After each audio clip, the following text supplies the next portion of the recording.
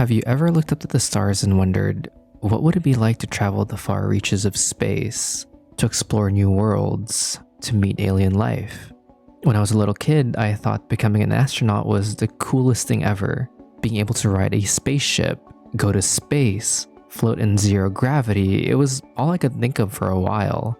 But that dream was short-lived because, as it turns out, not only do you have to be smart, you also have to be in peak physical condition to be an astronaut. And me, well, I've been a gamer all my life, so that's all you really need to know how that dream ended. Instead, I'm here to talk to you about a video game that recently caught my eye. A game that I don't think is particularly good, but what it lacks in gameplay, it certainly makes up for its gripping narrative, stunning presentation, and its overarching love for the science fiction genre. Based on a novel with the same name by Polish author Stanisław Lem, it's a game that brings us to an entirely foreign world ripe of new possibilities. It challenges our preconceived notions and invites us to ask questions about human nature. It presents ethical dilemmas about space exploration, artificial intelligence, and finally, it begs the question, where does mankind fit into this vast philosophical puzzle we call the universe? My name is Andre, and let's talk about The Invincible. Developed by Starwood Industries and published by 11-Bit Studios, The Invincible is a sci-fi adventure game that relies on mystery as its driving narrative force. You play as Dr. Yasna, an astrobiologist who wakes up on an alien planet known as Regis III. As she comes to her senses, she realizes that parts of her memory are missing. She doesn't know what happened to her or how she even got there in the first place, stranded on a barren wasteland with none of her crewmates in sight. Determined to save her friends and herself, Yasna treks the hazardous yet beautiful desert planet, unraveling not only the secrets that lie within Regis III, but also the truth behind what really happened. Now, this game is very much unlike many of the games that I typically play. I'm more of an action-adventure, first-person shooter, tactical RPG kind of guy, so it's no exaggeration when I say that I never really played a game quite like The Invincible. Coming into it, I knew that The Invincible was going to be a slow burn, being called a walking simulator by the gaming community, and while that comment is unfairly disparaging at times, I can't help but agree with that sentiment. The Invincible isn't a game that was made for everyone, and after beating the game, I can confidently proclaim that it wasn't for me either. But still, I'm glad that I went outside my comfort zone and experienced what The Invincible had to offer. It wasn't always fun, and it definitely became a slog to get through at times, even though the game is relatively short. And yet, despite all my complaints, I kept walking. As much as I wanted to quit, I didn't. Because I knew that deep down there's something special about The Invincible.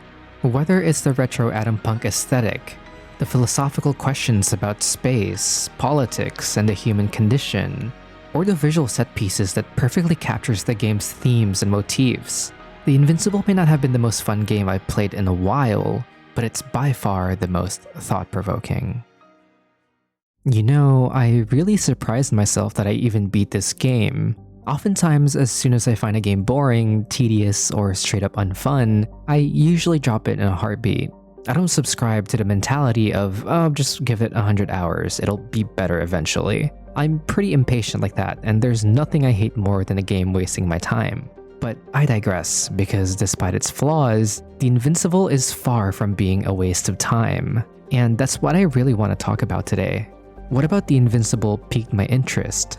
Why is The Invincible worth playing despite its shortcomings? By the way, I'll be spoiling the entire game from here on out, so this is your first and final warning if you want to experience The Invincible for yourself. At its core, The Invincible is all about challenging human beliefs and coming to terms with the limitation of human knowledge and understanding. We can't find evidence of extraterrestrial civilizations, not because they don't exist, but because our comprehension is limited to the human perspective. Neil deGrasse Tyson once wrote in a scientific journal that no part of the solar system should be beyond our reach, and no part of the universe should hide from our telescopes.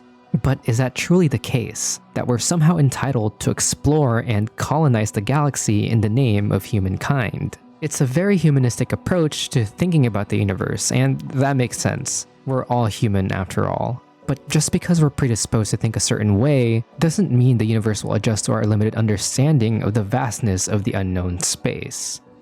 Set in an alternate universe where the human race is a spacefaring civilization, The Invincible features two prominent factions that are at odds with each other, the Alliance and the Commonwealth, and they're very much inspired by the two opposing Cold War superpowers during the space race. The plot of The Invincible begins when Novik, a Commonwealth astrogator in charge of Yasna's small team of scientists, decides to land their research vessel on Regis III. Now, Regis III is quite the perplexing planet, and this is made clear by how the characters first react to its peculiar qualities. Despite being in that Goldilocks zone where the planet should theoretically be teeming with life, the scientists are met with a barren red planet, with no immediate sign of terrestrial life. However, a quick trip to the continental coastline reveals that Regis III is absolutely rife with aquatic organisms, begging the question, why hadn't the fish evolved onto land, just like it had on Earth? After all, if you've ever played Spore, then you'd know for sure that's the natural course of evolution. But unfortunately, they were asking the wrong question, and this crucial mistake turns this scientific detour into a desperate battle for survival, attacked by an unknown entity that they couldn't possibly comprehend at first glance. Because instead of why, they really should have asked, what was stopping aquatic life from evolving onto land? Before we jump straight into uncovering the mystery, let's take a moment and talk about the characters, which I believe is the best thing about The Invincible. Now, The Invincible has a fairly small cast of characters, and that's overall a good thing. On one hand, it does a great job of fleshing out the few characters that we do get to spend the most time with, namely Yasna and Novik. On the other hand, it imparts a sense of loneliness that becomes a prevalent theme in the game, and I'll talk more about that later. Novik, do you copy? Base, come in. I'm sending an SOS. Anyone, please. First and foremost, Yasna is an amazing main protagonist, and much of my personal enjoyment of the game stems from her character alone. Her voice actress does a wonderful job expressing the character's emotions, with her stream of consciousness being verbalized out loud, letting the player know of Yasna's emotional state at all times. Fucking great. I just can't. I'm pretty much fucked.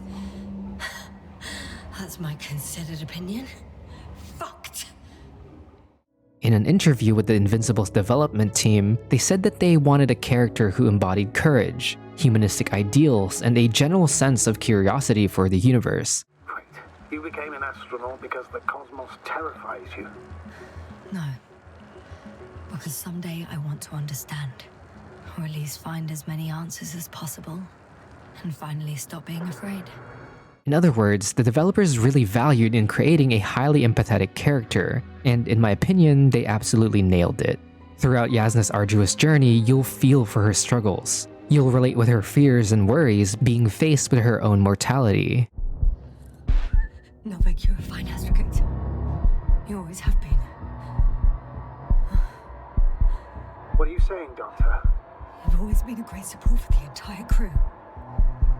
No, don't die on me now. And most of all, you'll connect with her desperate yearning for hope. That at the end of the day, she'll overcome everything that's being thrown at her and finally escape Regis III. Yeah, I can do it. Yeah, I will not give up. Novik, on the other hand, serves as Yasna's foil. Although we don't actually see Novik on screen that often, he effectively speaks and interacts with Yasna the most, guiding her through her journey via Discord and often debating her on widely different worldviews. Where Yasna embodies a hopeful scientist whose natural curiosity leads her to exploration and discovery, Novik more so subscribes to the idea of anthropocentrism, which is the philosophical perspective arguing that human beings are the central or most significant entities in the world, or in this case, the universe. Always? Are we really that self-righteous? Of course, Doctor. We must be the most important to ourselves, and they must be the most important to themselves, whoever they will be. In the end, the strongest will survive. Isn't that how evolution works? Not in a biological sense, astrogator. Besides, I'm not convinced if we should interfere with everything alien to us just because we can. Doctor, Interference is at the heart of human nature. Man would still be a monkey if he'd only looked at trees instead of cutting them down. Yes, we have a nasty nature. I can't argue with that. He is a scientist whose work is for the sole benefit of humanity's best interests, justifying that we have the right to explore and ultimately conquer the universe in the name of humankind. I personally loved hearing the banter and debates that Yasna and Novik get into. Their conversations provide a deeper insight into each character's personality, highlighting different opinions that are constantly at odds against each other, whether it's a philosophical matter about the evolution of AI or a matter of life and death, trying to decide the next best course of action on Regis III. I gave Gorski my tank. We still don't know when you'll send the lander, so I can't leave him without oxygen. Doctor, I explicitly told you not to. Never mind. The developers conclude that both Yasna and Novik changed their attitudes toward the universe and each other, developing as characters in their own way as they learn how to better work with each other, eventually being able to put aside their differences so that they can both save each other. As for the mystery itself, the true apex predators of Regis III comes in the form of nanomachines, tiny little microbots that the characters often refer to as a cloud or flies. Yasna believes that the machines ruled the planet for a long period of time. Her theory hinges on the sci-fi concept of necroevolution, or the evolution of non-living things. She believes that the machines living on the planet waged war against each other, and in the end, the dominant form of machinery didn't prove to be Gundam-like machines of mass destruction. Instead, the most self-sufficient form of AI turns out to be these nanomachines. They are extremely energy efficient for their size, and they act almost like a hive mind, forming swarms whenever they feel the need to defend themselves. Now, I really like how inhuman these nanomachines are. It turns out there's no big bad evil AI behind all the numerous deaths and mental shutdowns happening on Regis III. Instead, it's simply a consequence of being near the strong electromagnetic fields that the nanomachines produce. An EM field that, after being exposed to it for a prolonged period of time, scrambles and essentially destroys the human mind. Side note, I know that they can hack other kinds of machinery and robots, with an Alliance convoy getting decimated by a hijacked antimat. But even then, I'd argue that they're not inherently malicious, at least from outside observation, and they seem to only react to outside stimuli in an act of self-preservation. In other words, you can think of them as extremely territorial insects, dangerous only to us because we did what humans do best. We fuck around and find out. Now, I mentioned earlier that loneliness is a key theme in The Invincible. For most of the game, you control Yasna in her lonesome, with Novik providing a lingering sense of human companionship. But even then, there's a lack of trust between both characters for most of the game that it can feel really alienating at times. Yasna's pervasive loneliness even makes her anthropomorphize her robot companions, giving them human characteristics and emotions that are arguably absent in their programming. Probe. It distracted the antimat. You say that as if it did it on purpose. How else to explain it? Coincidence? I don't believe in such coincidences, Astrogator. Furthermore, the human characters Yasna meet on Regis III are either dead, brain dead, or batshit insane to some capacity. Take Rohytra, for example. He is the first person on Regis III that Yasna meets, let alone the fact that he's an Alliance engineer. And although they start off as enemies at first, they soon form a bond together, meeting each other's needs of finally being able to talk to another human being face to face. However, she eventually finds out that even he wasn't spared from the side effects of being on Regis III for too long. Rohytra, who genuinely believes he has only been on Regis III for a couple of days, has actually been on the planet for way over a year, losing his memories at the start of every single day. When Yasna confronts him about the truth of his situation, that help from the Alliance wasn't coming and that all of his friends are effectively dead, he does what every single manic, irrational, and absolutely hopeless human being does in the situation. He wants to nuke the ever-living shit out of the things that cause him harm. Now, one can say that Rohytra is the embodiment of fanatical American nationalism, and is reflective not only of the geopolitics during the Cold War, but also the ramifications of a nuclear winter. But I digress, because I don't want to get too lost in the sauce, okay? At the end of the day, it's a banger way of ending the game. It's funny in its own way, especially for an American like myself, and the game lets you talk Rohytra down from nuking Regis III with facts and logic, something that many of my fellow Americans desperately need in the current climate we live in. Finally, the title of The Invincible is a bit of a misnomer, especially in the context of the video game. For one, we don't even get to see the Invincible. Yasna and her team were under the assumption that the Invincible, the biggest Alliance vessel known to mankind, landed on Regis III. But in reality, the Invincible sister ship, the Condor, was the one that landed on the planet and have since gone missing. As such, the events of the game acts as a sort of prequel to Lem's novel.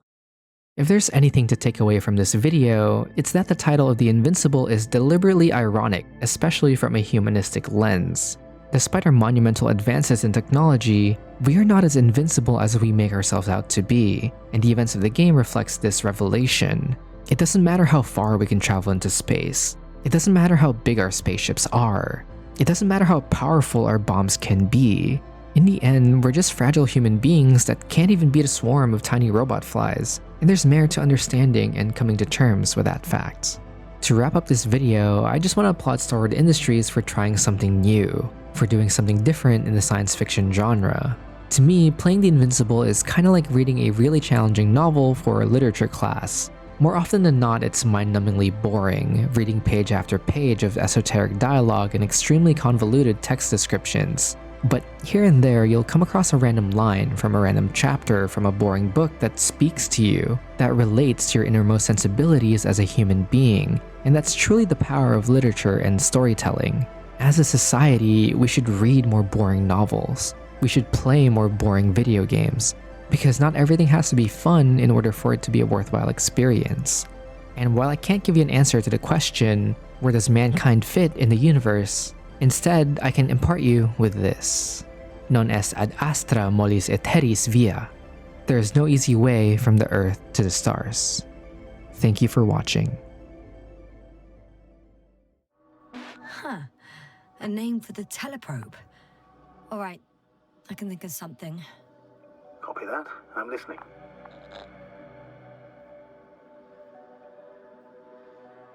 Please enter Ball E. B-A-L-L-E. Done.